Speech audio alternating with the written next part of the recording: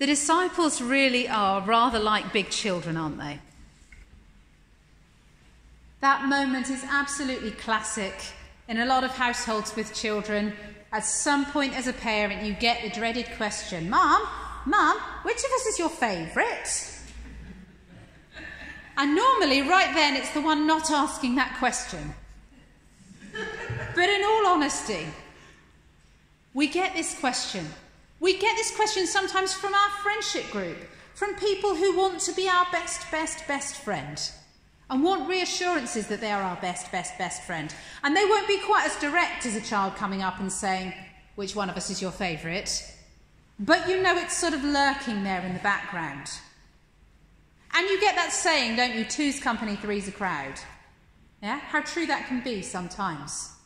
So the disciples are coming to Jesus and they're saying, which one of us is the greatest? Which is just another way of saying, which one of us do you like the best? Go on, pick one. You know you want to. And Jesus doesn't want to, because as we just explored a minute ago, God doesn't need to have favourites. His heart is big enough to love everybody absolutely perfectly, to have you as his favourite, and you as his favourite, and you, and you, and you, and you, and those out there who don't know it yet.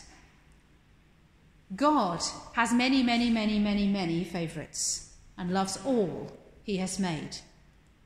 And so they're asking the wrong question. And so often in the Christian life we do that. We ask God the wrong question. What might the right question be? The right question might not be, which of us do you love the most, but how can I love you more? Because God can't possibly love us any more than he already does. God already loves us perfectly. You can't improve on perfect. If you were a complete ratbag for the rest of your earthly life, God couldn't love you any less or any more than he loves you right now in this moment. So asking God, how can we make you love us more, is not the right question. But we can ask, how can I be more loving? We can ask, how can I be more like you? We can ask the question that I try to begin each day with. God, what can I do today that will bring you joy? What can I do today, one whom I love, that will bring you joy? And if we ask it, that's a powerful question. Because you know what? I sometimes wonder what a God's eye view of our services might be. You know, sometimes you go home and you think, nah, you know, didn't feel it today, wasn't feeling it today. You know, wasn't that great today? But actually, I wonder what God feels when he's part of our service on a Sunday morning. Because God knows everything that's growing in your hearts. God knows everything he's doing in you and through you. I can see your faces. I can get a little bit of an inkling. Some of you are generous enough to share bits of your lives with me. But I can only get a tiny inkling, a tiny glimpse of what God is growing in your hearts. But nevertheless, from a God's eye view, I imagine this service is a really busy place, with all of these things going on in you spiritually. So, in that vein of asking the right questions, we're going to come on to our second reading, which is a little bit trickier.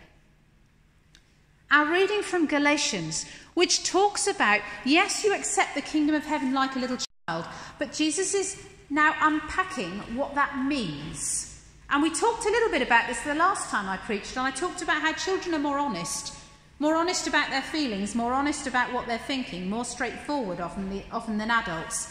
And so sometimes as Christians we have to unlearn some of the things that we've learned as we've grown up. In order to be better Christians, we have to unlearn some stuff and be more like children. So in our reading today, we have, brothers, if someone is caught in a sin, you who are spiritual should restore him gently. Or her. Women sin just as much. So, if someone's caught in a sin. Now, I don't know about you, but if I catch someone doing something wrong, my first instinct is to pretend I didn't see it in order to spare them embarrassment. Anyone done that? Yeah, someone's done something and you kind of pretend, oh, I didn't see that. Or those little social lies we tell that everyone kind of colludes with. You know, oh, sorry I'm late, the traffic was terrible. And you know fine the traffic wasn't terrible, but you go, oh yeah, it is terrible this time of day. Because we want people to feel better. We know how horrible it feels to be in the wrong, and we want people to feel better. But actually wanting people to feel better in the short term might be doing some spiritual damage in the long term. And that's what this reading is digging away at and challenging and saying, actually, you've got a responsibility to each other. If one of you is sinning, you're hurting them by not doing anything. Now, I'll give you a really, really obvious example. If a 2-year-old is reaching for the oven, I'm not just going to stand there. I'm going to intervene, I'm going to get in the way, I'm going to make sure their hand doesn't touch that oven, I'm going to give them a good little lecture on why they shouldn't touch the oven, and I'll do that as many times as it takes for them to stop touching the oven, because I don't want them to burn themselves. And kids are great at this. If kids see another kid doing something dangerous, Miss, she's running with scissors! Aren't they great at pointing things out? Yeah? Aren't kids? And they're great at dobbing each other in too. Oh yes. If someone's doing something wrong, you're not allowed to do that. And there's an element of that in churches that can be really bad. And the disciples do it in our first reading. Have you noticed? They've had that conversation with Jesus. Who's the greatest? Who's your favourite? Jesus has said that's the wrong question. Here's a child. Be like this. They're in the wrong. They're all shuffling their feet and feeling a bit shifty. And so they deflect. Somebody else is wronger than us. There was somebody who was casting out demons in your name and we told them to stop it. Can't you hear the primary school child in that voice? We might be wrong, but they were wronger. They were wronger than us. And Jesus says, well, actually, if they're doing good in my name, they're on our side. You should let them do it. If they're doing good in my name. So it's an interesting one, isn't it? How do we deal with sin? How do we deal with our own sin? We need to not deflect it and find somebody else who's wronger. And our Galatians reading tells us that too, doesn't it? Watch yourself, or you may also be tempted.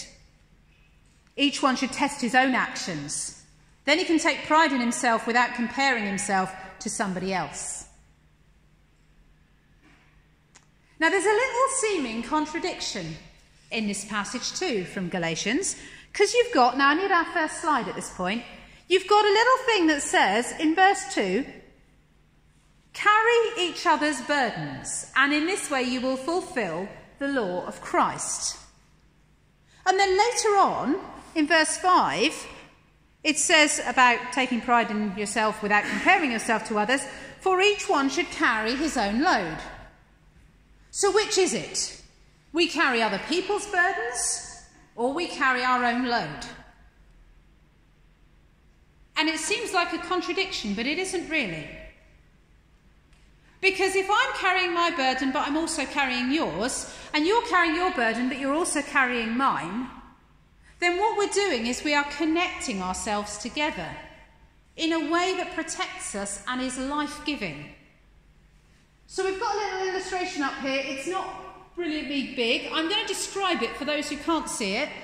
So you've got 3 people carrying a plank across a gap.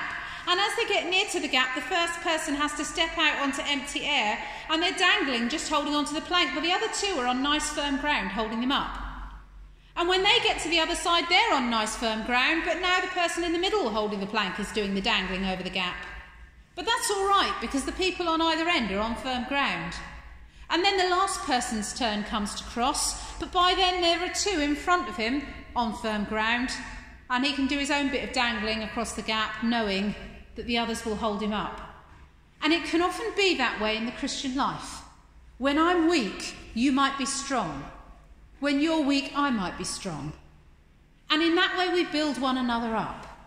But in order for that to work effectively, we have to be honest about where we're at. If I'm weak, I need to be honest about the fact that I'm in a weak place right now, where things are difficult and I'm struggling, and I need your help. I can't expect you to read my mind. Isn't it annoying when you're in a friendship and your friend's in a huff? And you say, what's wrong? Well, come on, what's wrong? You're obviously, things aren't right. What's up? You should know, don't you know? If you loved me, you'd know. It doesn't work, does it? We can't read each other's minds. And spiritually, we can't always read each other's spiritual health either. Sometimes we can. And sometimes God will give us a gift of discernment to know when someone's struggling spiritually. And we need to be really sensitive to that. But as our passage says, restore them gently. Don't go and stick your finger on the sore place with no tact whatsoever, or say, well, I think you're going really wrong and walking outside the will of God right now. That does not help. It makes the person want to crunch up and curl up and not tell you anything at all. And it would have the same effect on you if somebody did it to you. So we have to think gently. But there are questions we can ask, and I want to encourage you, as members of God's body, as adult members of God's body, to be responsible for asking the question, are you okay? How are things with you? And actually making sure you've got space and time to hear an answer. Hi, are you okay? Yeah, I'm fine, as you pass each other in a corridor, is not the same thing at all. Asking someone, I've got some time this week, and I'm looking for people to pray for. What can I pray for you? Those can be really good unlocking questions that will enable someone to tell you how they're really doing. Now, I love verse 6. Anyone who receives instruction in the word must share all good things with his instructor. I love that bit because I often find I'll preach a sermon and then I'll get to the back of church and someone will come up and shake my hand and they'll say, that was a really great sermon. And if I've got time and I haven't got 20 people queued up, I'll say, thank you very much. What did you like about it? And they will then proceed to preach back to me a far better sermon than I preached. And I will get a blessing from hearing what God has said to them through what God has said to me. Sharing all good things with your teacher. If someone's taught you something spiritually, one, go and tell them they've taught you something spiritually, because they might be feeling useless that day and that might be just what they need to hear.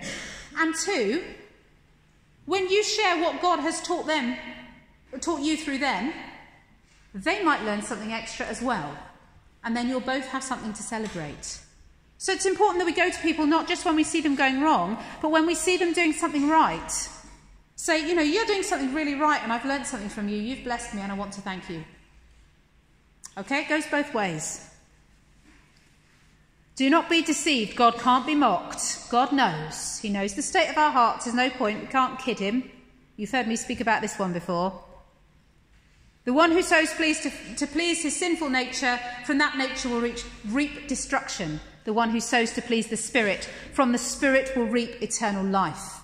Let us not become weary in doing good, for at the proper time we will reap a harvest if we don't give up. It doesn't matter if another person doesn't see what seeds you're putting in the ground. You're not going to be able to hide what comes up. My kids love dancing around my garden, blowing dandelion clocks. Guess what grows in my lawn? Dandelions by the ton, which was great when I had rabbits, but now I don't. It's not so great. What you plant is what will come up. Don't kid yourselves. And when you look at what's coming up, if you don't like it, stop planting that particular kind of seed. Start thinking, okay, what seeds am I planting that's bringing up these horrible things that I don't want growing in my garden, and what can I do about them? And get someone alongside to help you. Get somebody else's insight. If you do what you've always done, you'll get what you've always got. If you want something different, get some help. Get some help. Don't just keep doing the same things.